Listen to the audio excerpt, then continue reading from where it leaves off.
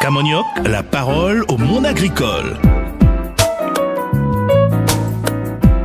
Depuis l'ouragan Maria, qui dans la nuit du 18 au 19 septembre 2017 a détruit 100% des bananeraies de l'île, aucun fruit n'est sorti des 1900 hectares cultivés par les 180 planteurs du groupement Les Producteurs de Guadeloupe. Jusqu'à cette semaine 9, où les premières récoltes post-cyclone ont marqué le retour progressif de la production, avec des bananes destinées dans un premier temps au marché local avant la reprise des exportations. Mais la Guadeloupe ne produira en 2018 que 30% de son volume antérieur. Il faudra attendre 2020 pour qu'elle retrouve son potentiel de production d'avant Maria. Camognoc. Alors bon là, mon nous va débarquer tout de suite pour la texte à pantan collant là.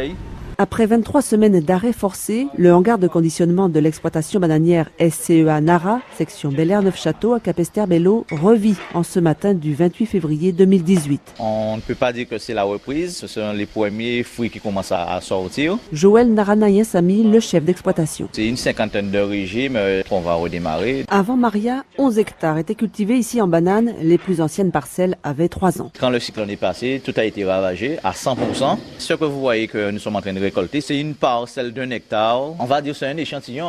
C'était une jeune plantée d'1 mois et demi, plantée en 2017. Les plants venaient d'être mis en terre. Donc, quand le cyclone est passé, les plants avaient à peu près 30 cm de hauteur. Donc, ce qui fait qu'ils ont été épargnés par le cyclone.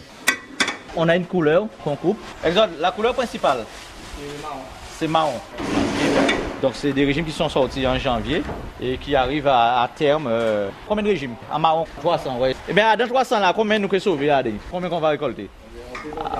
Et dans les 250, il y a des petits régimes aussi, peut-être des régimes qui font carton. Normalement, pour nous, un régime, c'est un carton avec un peu sur l'autre carton, 1,2. Et maintenant, après le cyclone, c'est petit, il n'y a pas de rendement. Car si les jeunes plants de cette parcelle ont résisté, ils ont tout de même été sérieusement malmenés. Ils ont terriblement souffert. Il y a des pieds qui étaient couchés, que le tronc n'est pas cassé, que j'ai dû remodeler la terre, repasser en main-d'œuvre encore avec 4 gars sur l'hectare, à redresser les plants. Toutes les feuilles étaient froissées, donc ce qui a causé un stress aux bananiers. Et aujourd'hui, on coupe ces régimes-là, donc on les voit plus petits que d'habitude. On est sur du 5-6 mai et d'habitude, chez moi, on n'a que des 8, des 9 mai emballables. Mais à côté de cette parcelle d'1 hectare qui a donc permis à ce planteur de revenir en production en moins de 6 mois, à quoi ressemble le reste de la bananeraie de Joël Naranayen-Samy? Quand on regarde l'exploitation, on a l'impression que c'est une exploitation vide, mais on a 70% qui sont les sans jachères. Avec le groupement, on a une politique d'une banane durable, d'une banane propre. Donc, toutes les parcelles qui ont plus de 2 ans d'âge, de préférer d'écraser de l'essence jachère pour assainir le sol contre tous les insectes, toutes les nématodes, de manière à ce que quand on va revenir avec des plants sains, pour qu'on redémarre sur une parcelle saine, d'après les études, on dit qu'à partir de 2 ans, les nématodes commencent à se développer dans le sol. Alors, même s'il y a à peu près 5%, 10% des nématodes, comme on veut toujours travailler sur du sol sain, donc on se dit de laisser la parcelle en jachère, d'autant plus qu'avec le groupement, on nous a donné à faire 30% du volume du tonnage. Alors, il ne faudrait pas cultiver les sols qui commencent à être contaminés en nématodes. Les 30% qu'on a laissés en culture, c'est des rejets qui arrivent, qui commencent à fleurir. Il y a eu 2 choses en fait. Quand le cyclone est passé, il y a eu un certain nombre de pieds mères qui étaient pliés et un certain nombre de pieds mères qui étaient arrachés. Marcus Herry, directeur de la production, de la qualité et du développement durable à la SICA bananière Les Producteurs de Guadeloupe. Donc sur la moitié des surfaces qu'on avait, donc on a 2000 hectares en banane à peu près, sur 1000 hectares, on avait des pieds qui étaient arrachés. Donc on a choisi de les mettre en jachère. Si les pieds sont arrachés, ça veut dire qu'il y a un fort parasitisme en fait, nématodes, charançons. Donc ce sont des parcelles qui ne sont plus viables. On a décidé à ce moment-là de les mettre en jachère,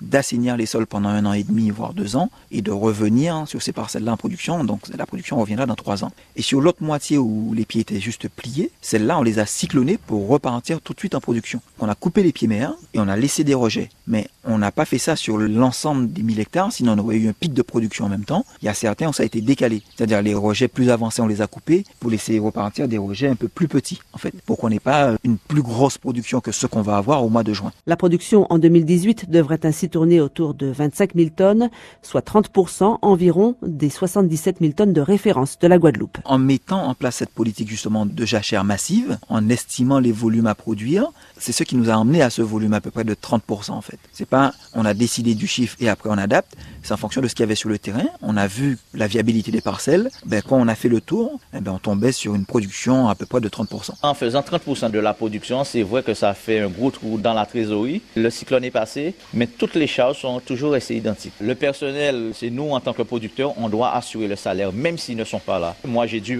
faire recours à un emprunt bancaire pour pouvoir subvenir aux 5 mois de salaire. L'année 2017, j'ai commencé avec 7 personnes. Après le cyclone, j'en avais 6. Par le biais du FACEA, on sera remboursé, mais on n'a pas d'entrée d'argent. On reçoit l'aide POSEI. Mais il faut savoir, quand on parle d'aide POSEI, c'est notre travail de 2017 qu'on nous paie en 2018. Les prêts qui sont en cours n'ont pas été décalés, il va falloir se serrer la ceinture. C'est vrai qu'il y a quelques frustrations, parce que certains auraient aimé repartir tout de suite en production, mais on retient un peu les erreurs du passé, où après certaines calamités, on est reparti rapidement, et 2-3 ans après, le système ne tenait pas en fait, parce que les parcelles se cassaient rapidement la gueule. Donc aujourd'hui, c'est de se dire non, vaut mieux perdre peut-être 6 mois à 1 an, bien assainir les sols, bien mettre en place une politique qui va dans le sens du plan banane durable. La propriété a 8 hectares en jachère, qui sont plantés avec des plantes de service. On ne va pas replanter d'aussitôt. Les plantations seront décalées pour l'année 2019. Donc avec le si peu de terrain, avec les 5 hectares que j'ai gardés, je pourrais faire les 30% que je suis autorisé à faire pour atteindre le même tonnage habituel. Donc c'est pour l'année 2020. Plus que les jachères habituelles, le groupement a mis en place un véritable plan vert. Nous y reviendrons. La première semaine de récolte, elle, implique une vingtaine de producteurs qui vont donc alimenter d'abord le marché local. On prévoit à peu près une vingtaine de tonnes, à peu près 1000 colis, ce qui représente à peine 1/5 du marché local pour l'instant. Après Maria, le marché local a été alimenté principalement en fait par la Martinique, avec à peu près 2-3 000 colis semaine. L'approvisionnement de la Martinique s'est arrêté semaine dernière.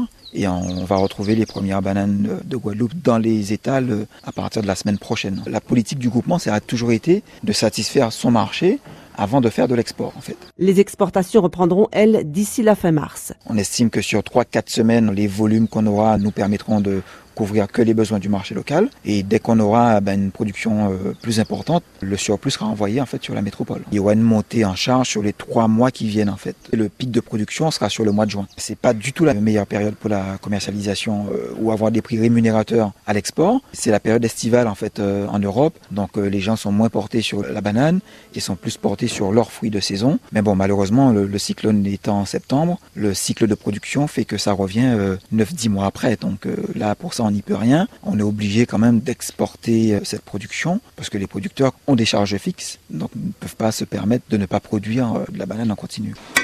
Je faisais 10 tonnes de bananes semaine sur toute l'année. Donc cette semaine, je ferai peut-être 70 cartons. D'ici 2 mois, je pense remonter à ma vitesse de croisière, 500 cartons, qui va redescendre dans la mesure où il y a moins de surface aussi. Les stickers sur les fruits, ce sont des gestes répétitifs qu'on va recommencer à mettre en pratique.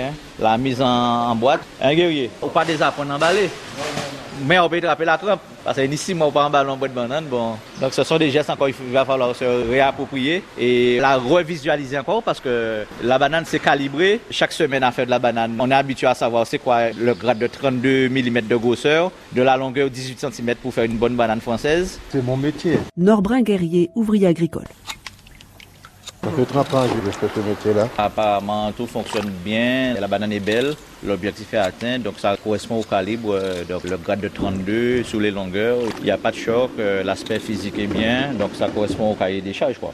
Même si c'est pour le marché local, c'est le même cahier des charges. Au niveau qualitatif, je suis satisfait du démarrage. Quand le cyclone est passé, j'ai perdu 40 tonnes de bananes, qui représentent à peu près 20-40 pieds de bananes, quoi. 20 conteneurs, les grands conteneurs, 20 conteneurs de bananes qui étaient déjà engainés, attachés, prêts à récolter. Donc j'ai vu tous ces gaines bleues par terre, donc ça m'a fait un coup, quoi.